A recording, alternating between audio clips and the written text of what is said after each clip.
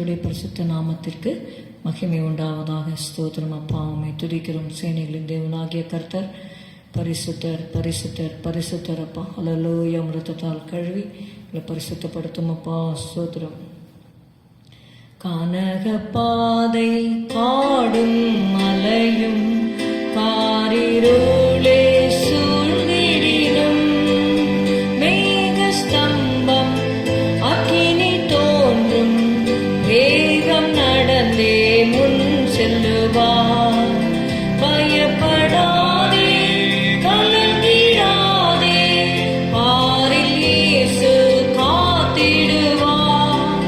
பரமகானான் விரைந்து சேர்வார், பரமனோடென்றும் வாழ்ந்திடுவார்.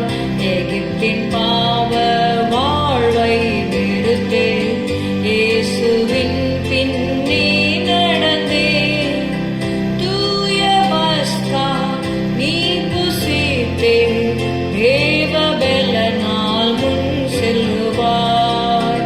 கடலை பாரும் ரெண்டாய் பிளக்கும் கூட்டமாய் சென்றே கடப்பாய்.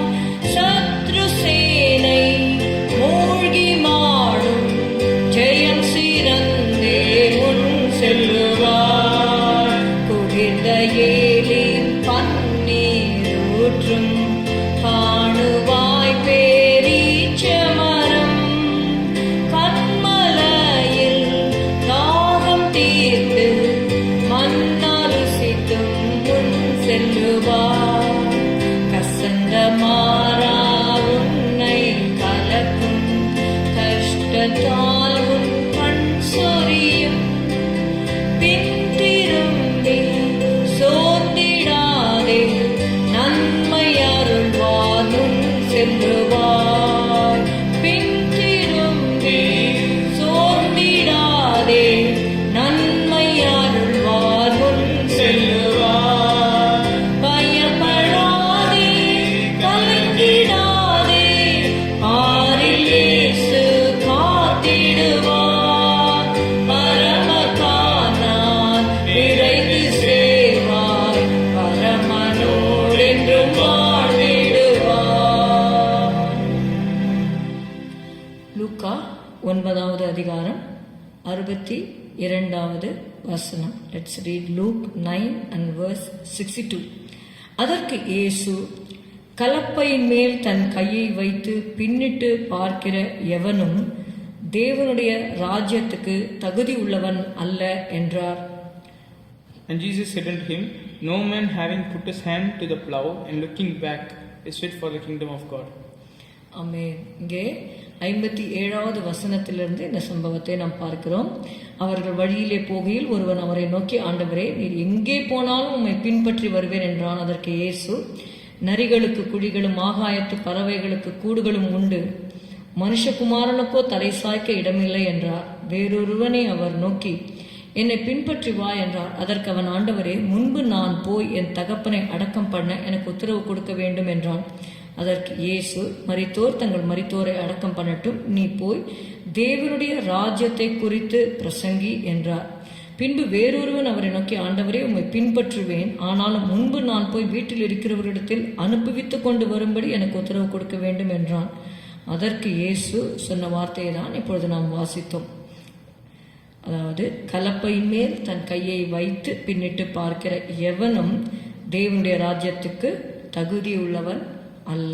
தேவனுடைய ராஜ்யத்திற்காக அவரை பின்பற்றும்படி நாம் அவரை ஃபாலோ பண்ண ஆரம்பித்த பின்பு அவரை விட்டு விலகுகிறவர்களை குறித்து இதில் எழுதப்பட்டிருக்கிறது. Those who know the truth and they are hesitating or delaying to follow the truth. அதாவது, ஞானஸ்நானம் எடுக்கணும் அப்படின்னு தெரியும், பரிசுத்தாவின் அபிஷேகத்தை பெற்றுக்கொள்ள வேண்டும் என்று தெரியும், இன்னும் அதிகமாக கர்த்தரிடத்தில் நெருங்க வேண்டும் என்று தெரியும். எல்லாமே தெரிந்திருந்தோம் ஆண்டவர்கிட்டக்க, ஆண்டவரை இன்றைக்கு முடியாது, நான் நாளைக்கு செய்கிறேன், அப்படி இவர்கள் ஒவ்வொருவரும் சாக்கு சொல்லிக்கொண்டே இருந்தாங்க. they were telling lot of reasons not to follow him then and there. அதாவது, மற்றவர்களுக்கு உதவி செய்வதோ வீட்டில் இருக்கிறவர்களிடத்தில் அனுப்பிவித்து கொண்டு வருவது தவறல்ல.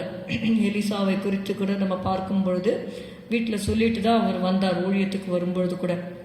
ஆனால் இங்கே இயேசு கூப்பிடும் பொழுது what God expects from us is implicit obedience. It is said delayed obedience is disobedience. ஆண்டவர் சொல்லும் பொழுது உடனே நாம் கீழ்ப்படிவது நமக்கு ஏற்றதா இருக்கிறது. நம்ம பாட்டில் கூட பாடினோம், வேகம் நடந்தே முன் செல்லுவாய். அந்த சகைவை கூட ரட்சிக்கும் பொழுது ஆண்டவர் சொல்றாரு, சகைவே நீ சீக்கிரமாய் இறங்கி வா, தேவனுடைய ராஜ்யம் பலவந்தம் பண்ணப்படுகிறது, பலவந்தம் பண்ணுகிறவர்கள் அதை பிடித்து கொள்ளுகிறார்கள் என்று பார்க்கிறோம். லூக்கா 9:23 இயேசு சொன்னார், பின்பு அவர் எல்லாரையும் நோக்கி, ஒருவன் என் பின்னே வர விரும்பினால் அவன் தன்னை தான் வெறுத்து தன் சிலுவையை அனுதினமும் எடுத்துக்கொண்டு என்னை பின்பற்ற கடவன். தேவனை பின்பற்றுகிறவர்கள் ஒவ்வொரு நாளும் நாம் இயேசுவை பின்பற்ற வேண்டும். தேவனுடைய கலப்பையில் கை வைத்து பின்னிட்டு பார்க்கிற காரியம் நம்முடைய வாழ்க்கையில் இருக்கக்கூடாது. லோத்தின் மனைவியை குறித்து நம்ம பார்க்கிறோம். லோத்தின் மனைவியை நினைத்து கொள்ளுங்கள் என்று வேதத்தில் சொல்லப்பட்டிருக்கிறத நம்ம அறிந்திருக்கிறோம். Remember Lot's wife. What was the problem with her? God said, don't look back, நீ பின்னிட்டு பாராதே, சமபூமியில் எங்கும் நில்லாதே என்று சொல்லி எச்சரிப்பை பெற்றுக்கொண்ட பிறகும் அந்த லோத்தின் மனைவி தன்னுடைய காரியங்கள், வீடு, அந்த ஆசைகளுக்காக அவங்க திரும்பி பார்த்ததுனால she became a pillar of salt, அவங்க உப்பு தூணானாங்க என்று சொல்லி நம்ம பார்க்கிறபடியாக தேவனுடைய கலப்பையின் மேல் தன் கையை வைத்து பின்னிட்டு பார்க்கிற எவனும் தேவனுடைய ராஜ்யத்திற்கு தகுதி உள்ளவன் அல்ல என்றார்.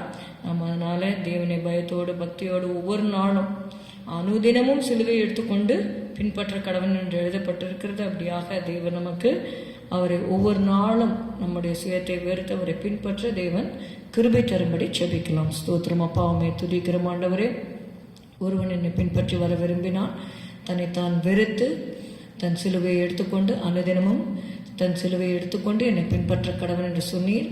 ஒருவன் ஆண்டவரே கலப்பையின் மேல் தன் கை வைத்து பின்னிட்டு பார்க்கிற எவனும் தேவன் ராஜ தகுதி உள்ளவன் அல்ல என்று சொன்னீரப்பா. ஒருவன் பின் வாங்கி போவானால் அவன் மேல் என் ஆத்மா பிரியமாயிராது என்று நாங்கள் வாசிக்கிறோம். ஆண்டவரே, help us to follow you whole heartedly Lord Jesus. எங்களுக்கு வேண்டிய கிருபையை தாரும். இயேசுவின் நாமத்தில் பிதாவே, ஆமேன். என் ஆத்மாவே கர்த்தரை ஸ்தோத்திரி, என் முழு உளமே அவருடைய பரிசுத்த நாமத்தை ஸ்தோத்திரி. என் ஆத்மாவே கர்த்தரை ஸ்தோத்திரி, கர்த்தர் செய்த சகல உபகாரங்களையும் மறவாதே. Good morning. Have a good day. God bless you.